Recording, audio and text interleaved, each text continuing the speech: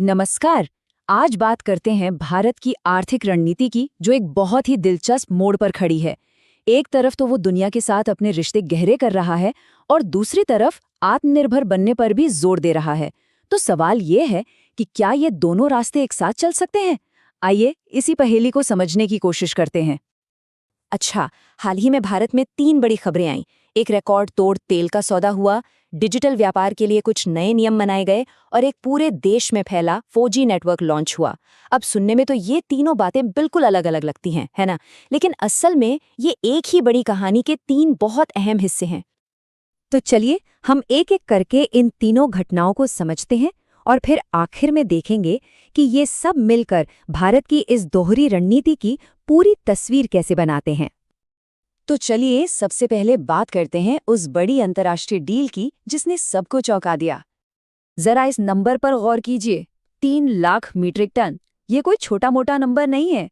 इतना सोया तेल भारत ने अर्जेंटीना से सिर्फ 2 दिनों के अंदर, मतलब 48 घंटों में खरीद लिया। ये अपने आप में अब तक का सबसे बड़ा सौदा है।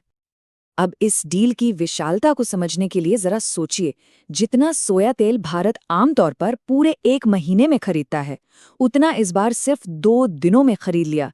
इससे अंदाजा लगता है कि ये कितनी असाधारण और बड़ी खरीद थी।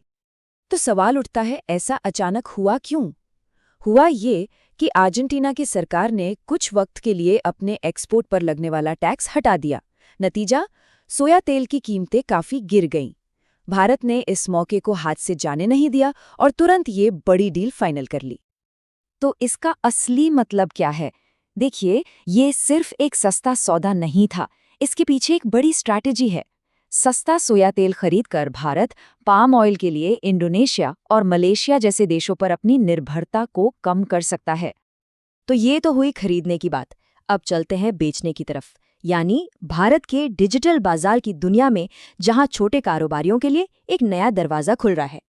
यहाँ पर एक बहुत ज़रूरी टर्म समझना होगा, MSMEs, यानी माइक्रो, स्मॉल और मीडियम एंटरप्राइजेज। ये वो छोटे और मंझले कारोबार हैं जो सही मायनों में भारतीय अर्थव्यवस्था की रीढ़ की हड्डी हैं और करोड़ों लोगों को रोजगार देते हैं। लेकिन एक बड़ी दिक्कत यह है कि ग्लोबल ई-कॉमर्स की इस बड़ी दुनिया में इन छोटे व्यवसायों की हिस्सेदारी 10% से भी कम है। मतलब वो अपना सामान दुनिया भर के ग्राहकों को आसानी से नहीं बेच पा रहे हैं। इसी मुश्किल को दूर करने के लिए सरकार एक नया नियम लाने पर विचार कर रही है। अब जरा फर्क समझिए। अभी तक अमेज़न जैसी कंपनियां भारतीय विक्रेताओं से सीधे सामान खरीदकर उसे भारत में नहीं बेच सकती। वो सिर्फ एक प्लेटफॉर्म का काम करती हैं। लेकिन नए नियम के तहत ये कंपनियां छोटे कारोबारियों से सीधे सामान खरीद पाएंगी, पर एक बहुत बड़ी शर्त पर। वो सामान सिर्फ और सिर्फ एक्सपोर्ट किया जाएगा, भारत में नहीं बिकेगा। हाँ, लेकिन छोटे व्यापारियों के हितों की सुरक्षा का भी पूरा ध्यान रखा गया है। जैसे ये पक्का किया जाएगा कि खरीदा गया स्टॉक सिर्फ एक्सपोर्ट ही हो। साथ ही एक्सपोर्ट से मिलने वाले फायदे, जैसे कि GST रिफंड, वो भी सीधे इन छोटे व्यापारियों को ही मिलें। तो हमने देखा कि भारत दुनिया से कैसे खरीद रहा है और कैसे अपने छोटे कारोबारियों को दुनिया में बेचने में मदद कर रहा है। पर कहानी का एक दूसरा पहलू भी है, और ये पहलू जुड़ा है आत्मनिर्भरता, यानी मेड इन इंडिया टेक्नोलॉजी से।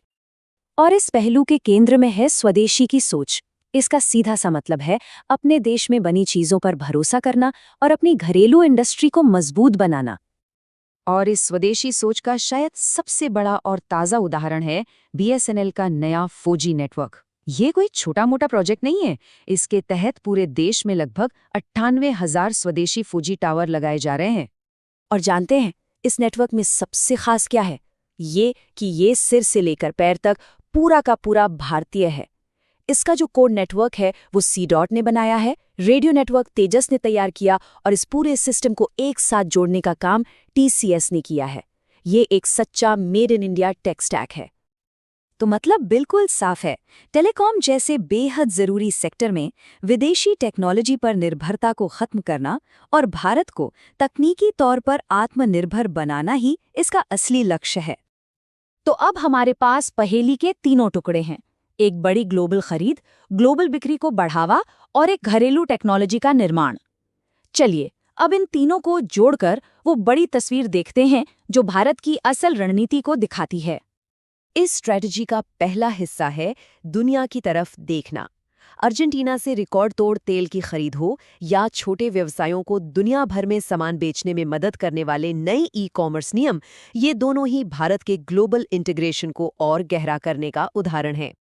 और इस स्ट्रैटेजी का दूसरा, उतना ही अहम हिस्सा है अपने अंदर झांकना, यानी आत्मनिर्भर बनना। बीएसएनएल का पूरी तरह से स्वदेशी 4G नेटवर्क इसका सबसे बड़ा सबूत है, जहां भारत एक बहुत जरूरी टेक्नोलॉजी के लिए अपनी घरेलू क्षमता तैयार कर रहा है। तो संक्षेप में यही है भारत की दो तरफा रणनीति। एक तरफ दुनिया में जो मौके मिल रहे हैं उनका पूरा फायदा उठाओ, और दूसरी तरफ जो जरूरी सेक्टर हैं उनमें इतने आत्मनिर्भर बन जाओ कि किसी पर निर्भर रहने की जरूरत ही ना पड़े। ये एक ही सिक्के के दो पहलू हैं। तो आखिर में ये एक बड़ा सवाल छोड़ जाता है। भारत एक ही समय में दो रास्तों पर चल रहा है। एक रास्ता दुनिया से जुड़ने का है और दूसरा आत्मनिर्भर बनने का। तो भविष्य में इनमें से कौन सा रास्ता ग्लोबल स्टेज पर भारत की पहचान को ज्यादा आकार देगा, ये तो आने वाला वक्त ही बताएगा।